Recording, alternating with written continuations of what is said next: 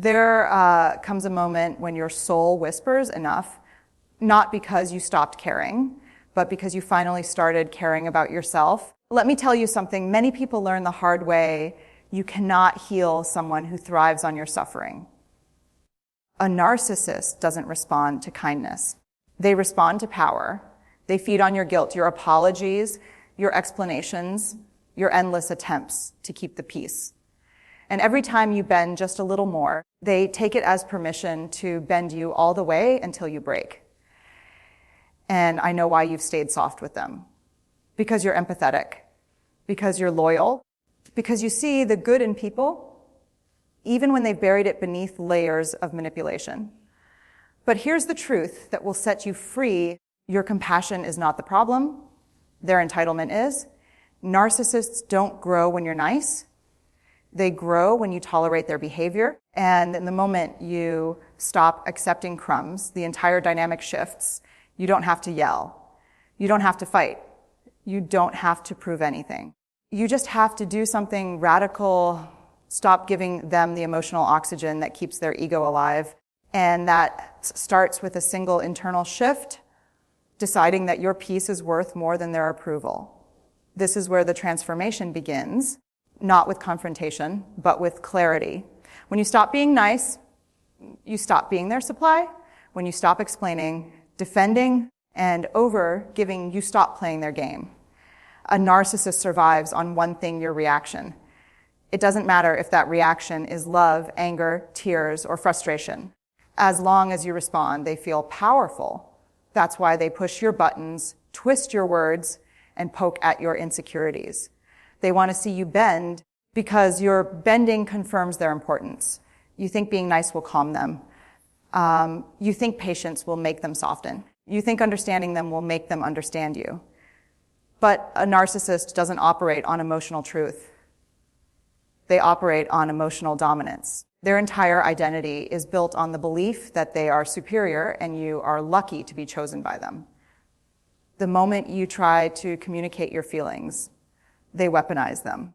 The moment you try to be honest, they twist your honesty against you. And the moment you ask for consistency, they make you feel demanding. It's not by accident. It's strategy, a deeply ingrained survival strategy. They learned long ago that control feels safer than connection, that superiority feels safer than vulnerability, that manipulation feels safer than accountability. So every time you try to be nice, you're walking into a trap they've mastered over years, a trap designed to drain yourself, worth drop by drop. Their silence is calculated. Their anger is intentional. Their charm is scripted. And once you understand this, you stop taking their behavior personally. You stop trying to fix them. You stop trying to win them over. You start seeing them clearly, not as a mystery to solve, but as a pattern to stop participating in. There is a moment, an unmistakable one, when you finally stop chasing their validation and suddenly everything changes. Not because the narcissist changes, but because you do. Emotional detachment is not cold. It's not cruel. It's not giving up. It is simply refusing to bleed for someone who hands you the knife. When you detach, you stop giving them the fuel that keeps their ego burning. You stop apologizing just to keep the peace.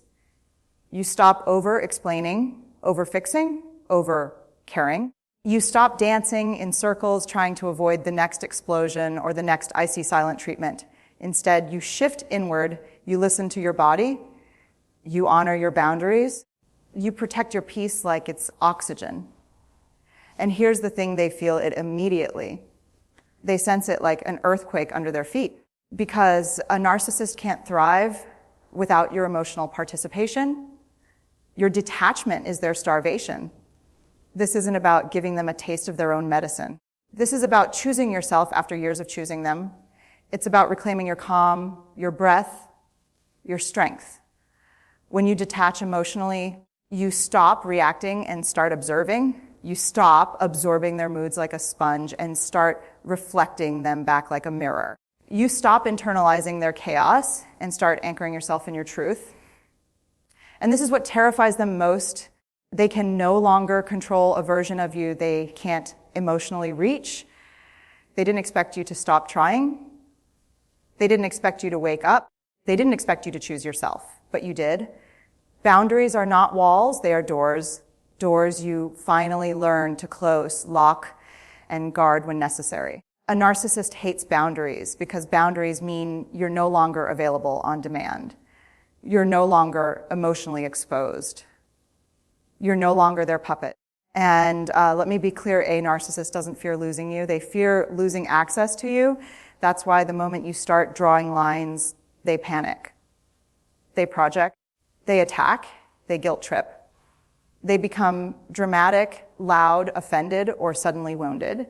Not because you did something wrong, but because you did something powerful. A boundary isn't just saying no.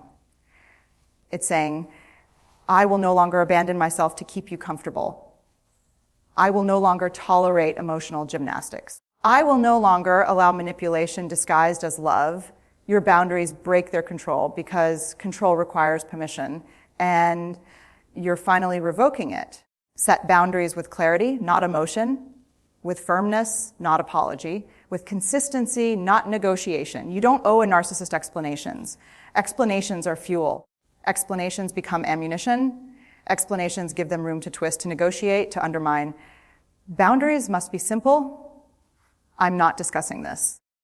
I won't respond to yelling. I'm stepping away now. This doesn't work for me. And here's the magic. When you enforce your boundaries consistently, they realize something they never expected. You're no longer under their spell. This isn't about punishing them.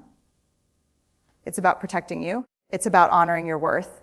It's about refusing to shrink just to fit inside their fragile ego.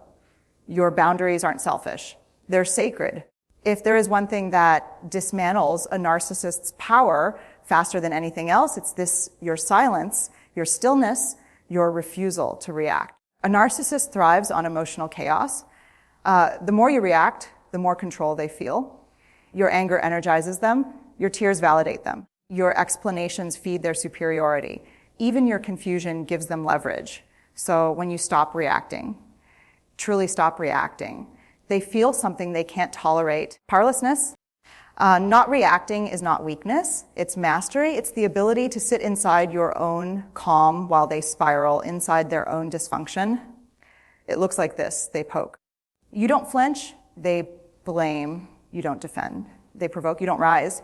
They twist the narrative, you stay grounded in what you know is true. You're not cold, you're not passive, you're not shutting down. You're simply refusing to play a game they can only win if you participate. Non-reaction is the boundary that hits them where it hurts most: their ego, because suddenly their tricks don't work. Their guilt trips fall flat. Their manipulation gets no traction. Their attitude feels like throwing fire at stone. It burns them, not you. And something powerful happens inside you. You begin to realize how much emotional energy you've been giving away. You begin to see how much peace you were capable of all along. You begin to understand that their behavior has nothing to do with your worth. Not reacting is not about punishing them. It's about freeing yourself. It's you stepping out of the storm instead of trying to calm it. There comes a moment when you look at yourself, really look, and realize how much of your identity you've dimmed just to keep the peace with a narcissist.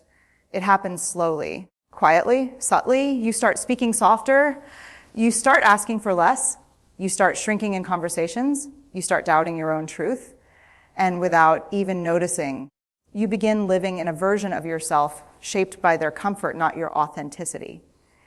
But here's the awakening: your voice was never the problem. Their insecurity was. Reclaiming your voice is not about yelling louder. It's about remembering who you were before they convinced you that you were too much, too sensitive, too emotional, or too demanding. It's about stepping back into your power, your intuition, your confidence, your truth. You reclaim your identity every time you say what you mean without cushioning it to protect their ego. You reclaim it when you trust your feelings instead of second guessing them. You reclaim it when you stop seeking permission to be who you are. You reclaim it when you decide that your needs are not inconveniences. They are valid, necessary, human. A narcissist will always prefer a version of you that bends. The version that apologizes, the version that doubts herself, the version that stays small. But that version is disappearing now. You're stepping into a stronger, clearer, more grounded version of yourself, one they never expected to face. Reclaiming your identity isn't just healing, it's rebellion, it's liberation. It's you saying, I am not yours to define. And that's when you become untouchable. There's a deep, uncomfortable truth you eventually confront after dealing with a narcissist. You were trained to prioritize their comfort over your own well-being, not because you were weak, not because you were naive, but because you were kind, because you believed that if you just loved harder, softened more, sacrificed a little longer, they would finally meet you halfway. But narcissists don't meet you. They consume you. They condition you to believe that peace comes from keeping them happy, that harmony depends on your silence, that love means self-abandonment. And you start living in survival mode without even realizing it, constantly scanning the emotional weather, trying to predict their moods, avoiding triggers, tiptoeing around their insecurities. That's not love. That's emotional captivity. And this is where the shift begins. You stop trying to please them and you start protecting yourself. Protecting yourself means listening to your intuition even when they call you dramatic. It means honoring your boundaries even when they accuse you of being selfish. It means choosing distance even when they demand closeness on their terms. It means trusting your experience even when they rewrite the story. Protection is not armor, it's alignment. It's standing in your truth without negotiating it. It's choosing yourself in moments where you used to abandon yourself for their benefit. And there's power, undeniable, radiant power in that shift, because once you start protecting your heart, your time, your peace, your energy, they lose the power they once held over you. You're not hard. You're not cold. You're not bitter. You're awake. Walking away from a narcissist doesn't always begin with packing bags or ending relationships. It starts long before that. It starts inside you. The first step is emotional distance, quiet, steady, unshakable. It's the moment you stop leaning on their approval like oxygen. The moment you stop hoping they'll finally change. The moment you stop letting their moods dictate your day, your decisions, your worth. You walk away emotionally when you realize the relationship has become a performance and you're done playing a role you never auditioned for. This internal departure is powerful because it's invisible to them. They still see you standing there, but your spirit is already moving toward the door. Your heart is reclaiming itself. Your mind is resetting. Your intuition is rising from the ashes. A narcissist can control your reactions. They can distort your memories. They can manipulate your emotions.